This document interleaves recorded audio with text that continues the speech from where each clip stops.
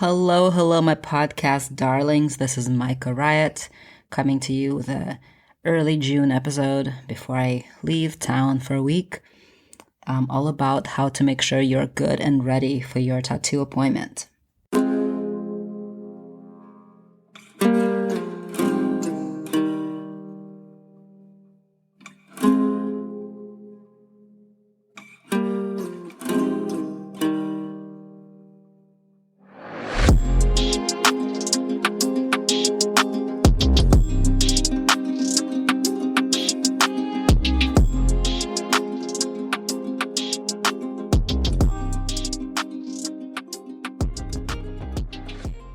So, I'm about to jet off to Montreal, Canada for a few days with my partner and a couple of friends. And then I'm going to go visit another friend in Northampton. So, I'm having a lovely little getaway to see some folks that I love very much. And speaking of vacations, the first thing you're going to think about when you're planning for your tattoo is that you're not vacationing around the tattoo time. So if you're planning on vacation right before the tattoo, you get a sunburn, you can't get tattooed. Or, you're getting stuck or you get sick, like right now, right? Things are still a little iffy. Like you could totally get sick on vacation. COVID is still a thing. So, you'll have to miss your appointment, disappoint your tattoo artist. So you're not planning your tattoo right after a vacation. You're not planning your tattoo right before a vacation because you need to heal. Healing takes at minimum of 10 days, at maximum of 6 weeks. And you don't want to be out in the sun, in the water, wandering around, sweating all day, not being able to clean your tattoo, not being able to sleep comfortably, eat the vegetables, whatever is going to make your body feel the best. So not planning your tattoo before a vacation. The week of your appointment. Plan around that appointment.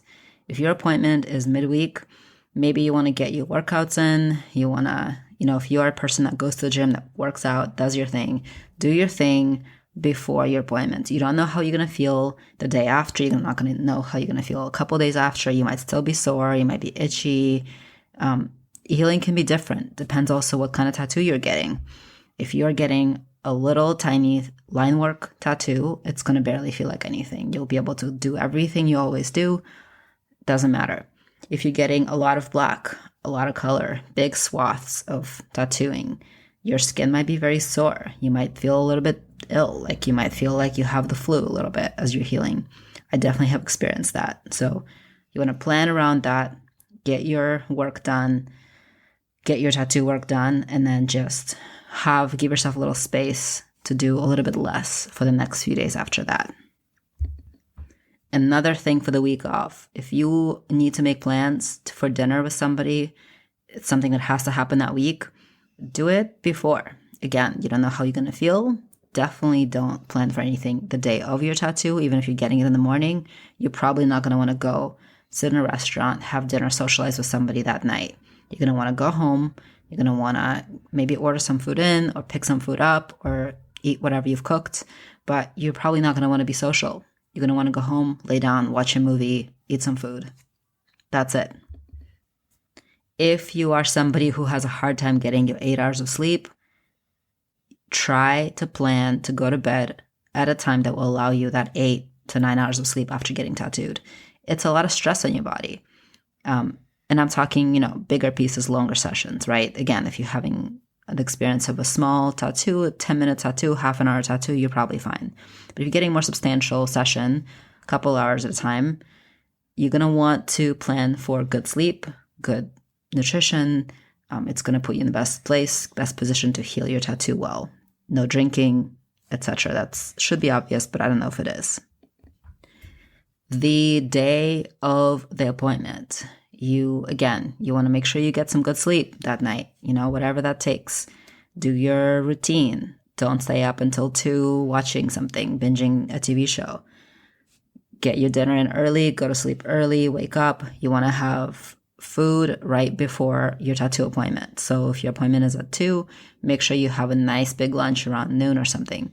If your appointment is at 10 in the morning, you make sure you have a nice solid breakfast about 8:30 a.m. make sure you have protein, you have fat, you have carbs, right? So not just like a bowl of cereal. That's not good breakfast prior to getting a tattoo. You have, say, eggs, you have bacon, or turkey bacon, or cottage cheese, some, nice amount of protein, like 30 grams of protein would be great. You can have your toast, your bagel, whatever you want. You can have like butter, avocado. Those things are good things for fat. So you want to have a nice, well-rounded breakfast. It's going to fill you up. It's going to keep you full. It's going to keep your blood sugar even. Blood sugar is important. Getting tattooed drops your blood sugar. That's why you feel ravenous oftentimes after getting tattooed. And if you're going into your appointment already not with your tank not filled up, it's going to be more painful. It's going to be harder to sit. It's going to be harder to handle. You're not going to last as long. So make sure you have a really well-balanced meal before you go in. And after the tattoo, what I oftentimes recommend to people is eat a burger.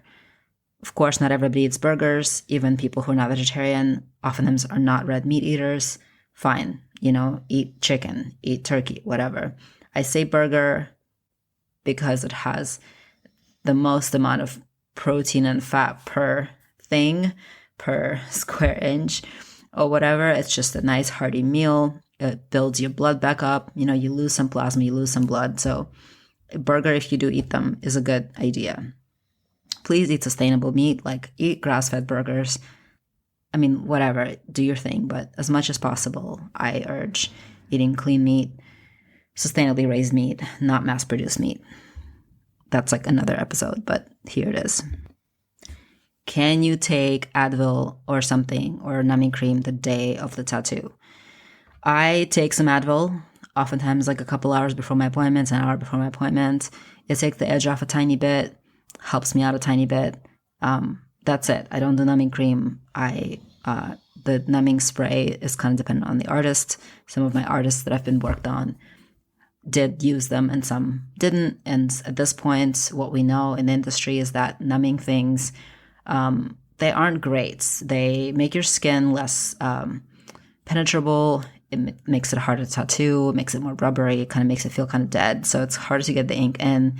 The heal is probably going to be a little harder, and you're not going to get as good of a result after you heal. Your colors will not be as bright. So that's, of course, not across the board, not 100% of the time, but that's kind of what people are saying in the industry, and a lot of tattoo artists are now rejecting numbing creams. So do with that as you wish. I definitely don't prefer to work on numbed skin. It does feel different, but if you absolutely need it, then, it's your body, it's your life. Like, do what you need to do. If you are going to use numbing cream, you need to put it on thickly about 45 minutes before your appointment. Put it on the whole area, cover it with some saran wrap. So if you need to do that, make sure you do that before you come in.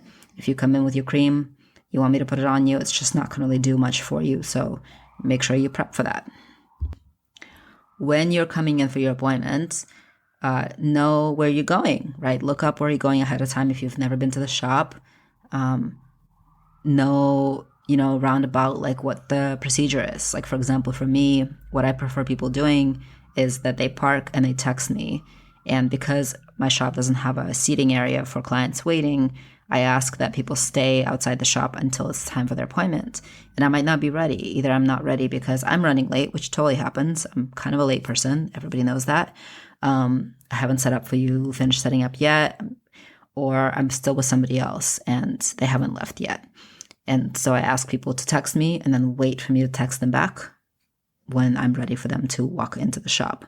So make sure you know what your artist's parameters are. If they haven't given you specific instructions, you're probably fine. But, if it's a small private space, of course, in general, it's nice to text them and say, I'm here, should I come in? If you have their number, if you have a texting relationship with them. So the things to bring with you to be prepared for your tattoo appointment are wear clothing that makes sense for the tattoo you're getting. If you're getting an arm tattoo, tank tops are awesome. If you're getting a back tattoo, you're somebody who wears a bra, maybe don't wear a bra, or be prepared to take your bra off. Wear something soft, something easy to put back on. If you are somebody who is very shy, you could bring a button down. Say you're getting your back tattooed, you need to take off your top, but you could wear your button down backwards in order to mitigate the like extra nudity that you might not be comfortable with. That's fine. As long as we have the skin open that we need to work on, you can be covered however else. I keep blankets in my shop specifically for that reason. Sometimes because it's cold in the winter, other times just for draping.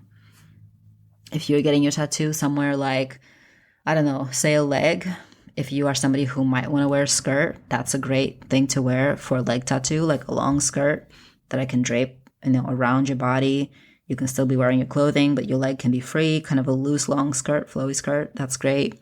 You can definitely wear pants. That's fine. Looser pants are better. Sometimes, though, leggings are really great, too.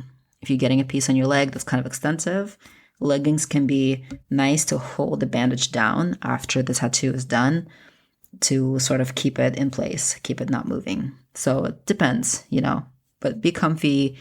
Wear clothing you don't care about if it gets ink on it. Ink doesn't always wash out. Be in a place where you don't have anxiety about your clothes if they get ruined. So there you go. Other things to bring to your appointment. Bring your ID. Most of the time, your tattoo artist is going to ask for your ID, either to scan it onto, some sort of a archive that we keep of clients, because the state checks that everybody we tattoo is over the age of 18. So they're going to want to see your ID, and they're going to want to have some sort of a record of you, who you are, your ID. If they don't know you especially, but if they know you also, bring your ID, bring your wallet, because even if you have paid a deposit through their system, doesn't mean that they can charge you through that system again for the current appointment. So bring your wallet in case you have to give them a credit card to pay for your appointment after it's done. Some people take cash only, or they prefer Zelle or Venmo. Make sure you know what your tattoo artist takes, maybe what they prefer, and bring it to them in whatever format that they ask for. Make their life easier, just as nice. If you're paying in credit, but you want a tip, tipping in cash is awesome. We love that. If you want to appease the tattoo gods, you can also bring a little souvenir. You can bring a little treat. You can bring a little kombucha drink or whatever they drink. You can offer them coffee if it's a morning appointment and you're going to stop at a coffee shop before you come in. Like, definitely don't be afraid. You can definitely offer. And some people will say no, but it's really lovely when people offer. And as far as just like little trinkets and tokens, like people have brought me little plants. Like I have an orchid. I have another little plant in the shop. I have a little, I have alebrijes, a collection of alebrijes, a small collection from Mexico. I love them. My clients know that I love them. I've gotten like little bits of jewelry and, whatever, etc. And food, of course. I have a really lovely client who brings me food basically every time she comes, like a whole meal.